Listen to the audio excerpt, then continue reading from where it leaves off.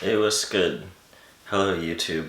Looks like you guys aren't a fan of my chill demeanor in my videos because I'm noticing I'm getting views, but people are just clicking off in the first 10 seconds because I don't know what it is. Maybe I'm too unprofessional. Maybe I should cut my hair, but maybe you guys should support small businesses. That's the focus of this video. So let me record my screen here.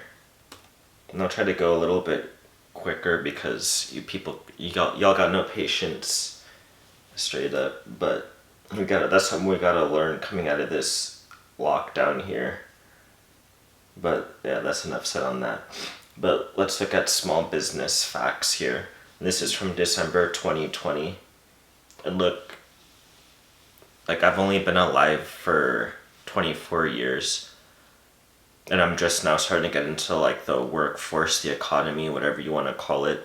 But I know that they say small business is the backbone of the economy, of the United States economy, or at least it should be. Because it's not, we don't really produce things anymore. To be 100% honest, what I'm realizing is what people do in the US, basically, it's like an old country now. People, they either consume or they move money around, and they call that investments, right? So what's investing kind of called now? It's moving money around. It's not really putting your money into some one of your a company you're trying to start, or I don't know, putting money into a company that in hopes that it expands or does something for the greater good or anything like that. It's more of just okay, let me put money into this company with the hope that it just gives me returns that I can basically just put into something else that can give me even more returns possibly. So it's not really, when we say investing, it's more of just investing in a money moving portfolio that you have. And that's actually a big business, all that moving money around stuff. And with apps like Robinhood, the average person can just do it on their own, move money around on their own. But that doesn't help small businesses, which is supposed to be the backbone, right? So you're just seeing society get there's no middle, and no one really gives a crap about just even their local communities anymore, because all of their investments or whatever you want is on their phone or something, in their portfolio on their phone. So why would you care about the local community? But let me just enter into this here. So while economic conditions have improved from the spring, this is from 2020, so this is like 2 months ago, depending on when they came out, 2 to 3 months ago. Industries impacted at the beginning of the pandemic continue to be the hardest hit, and that's still true. Analyzes March-November estimates for the percent of small businesses impacted negatively by COVID-19 pandemic. The total share of small businesses negatively impacted declined from 51% in the first week of the survey to around 30% by November. Okay. The amount of small businesses negatively impacted: education services, arts, entertainment, recreation, accommodation, food services remained relatively high. But the percent of healthcare businesses negatively impacted declined to 33%, which is still pretty high. But that makes sense because it's a pandemic, and a healthcare business that's considered an essential business. Basically, what they didn't have here is they didn't note that most of these businesses were considered non-essential, whereas healthcare, along with basically a limited amount of other industries, were considered essential.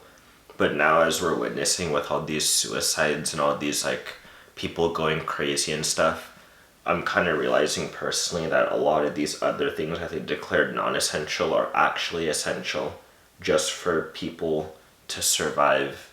Not only healthcare is essential. Like, that's just a joke if we think only healthcare is essential, to be honest. But that's, I mean,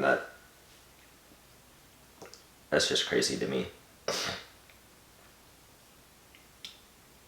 Okay, so this figure percent significant. So this is kind of just yeah, this is just figure one. Like, this is figure one. So it shows you like the starting week of the survey, and then the how they responded to the same survey in November. So they're less affected, but it depends on what industry they are. They might be more affected. So entertainment is like really affected regardless. Accommodations and food is like the most affected, which makes sense if you just think about like your own life the past year.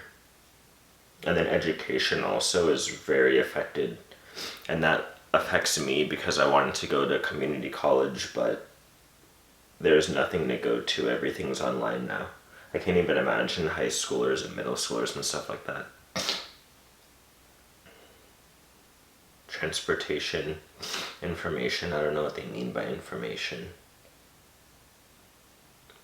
But yeah, I mean, overall, it's like not great. Healthcare recovered the most because they're quote unquote essential, right?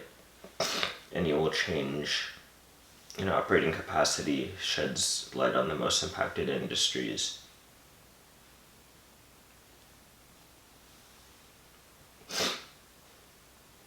Okay, so this basically just talks about like a bunch of people had to decrease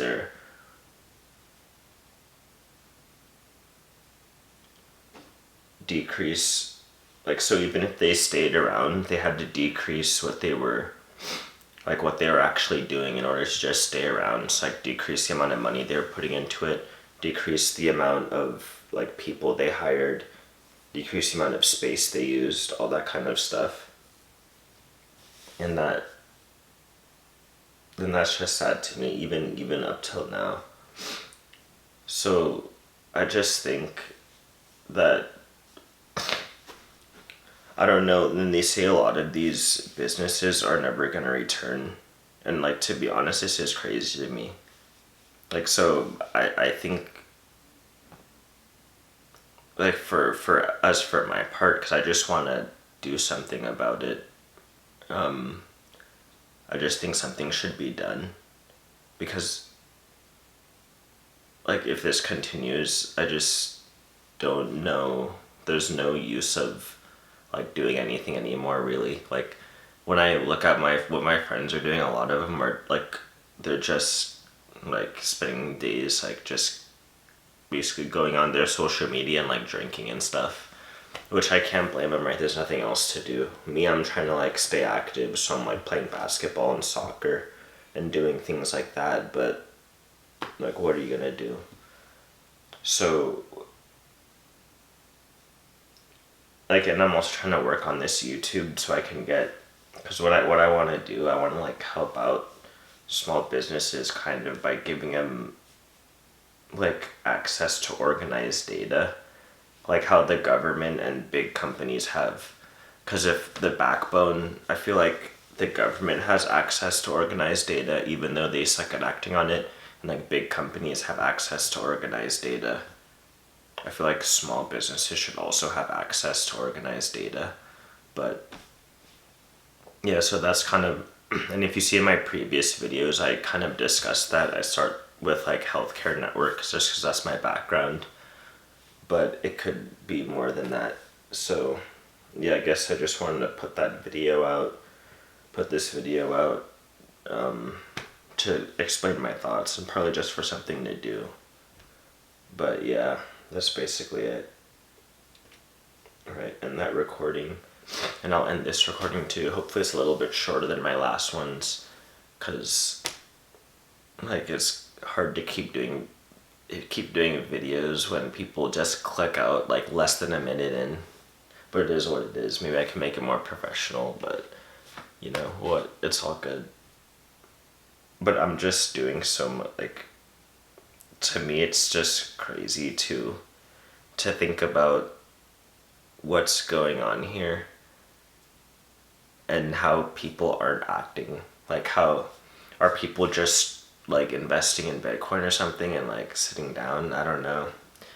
Like, I'm kind of shocked at the malaise of the populace here, but I guess like the revolution is happening and like people investing in Bitcoin. I'm not even sure. I still don't even know whether that's could be considered a Ponzi scheme or not. But I think Bitcoin is a Ponzi scheme if nothing's done after it. Because if Bitcoin is the only network that if it is the only network of cryptocurrency, then it's just a Ponzi scheme.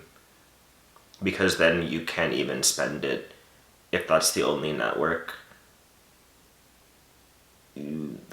Because why would you spend it then? You're just gonna keep holding on to it, and and the value is gonna be high relative to the other fiat currencies because it's limited. So then you'd never spend it. Like, I could be wrong about that, but I see no reason like why you would spend it if money just keeps being printed, because then it's just gonna keep being worth more and more money.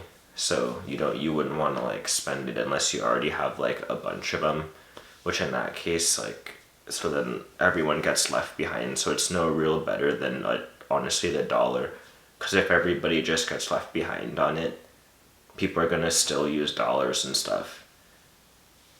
Like, it can only be, then it won't be a currency. It's just gonna be like, it's gonna be like a worse version of gold or something like that. Because at least gold, you can technically mine more stuff. But yeah, that's what my buddy messaged me. But gold, at least it increases some. Like, I was reading an article, gold increases as the population increases. It kind of increases the same rate, but Bitcoin is just deflationary. So like, no more is gonna be made at all. And not all of it is mined yet, but then like there's also Bitcoin that's never going to be recovered too, because people lost their private keys for it, so you can just never use that again. So I'm not, from what I understand about Bitcoin, I don't know if that can be a currency that's used, because people are just going to hold on to it. There's no reason to like start using it to buy stuff if there's no other cryptocurrencies that and no other crypto networks that can be like interoperated with Bitcoin. Like, they can't, like, because then if there are other networks made, then Bitcoin can be a kind of reserve currency, and that would make sense. But yeah, I'll leave it there on this video. I'll catch y'all later.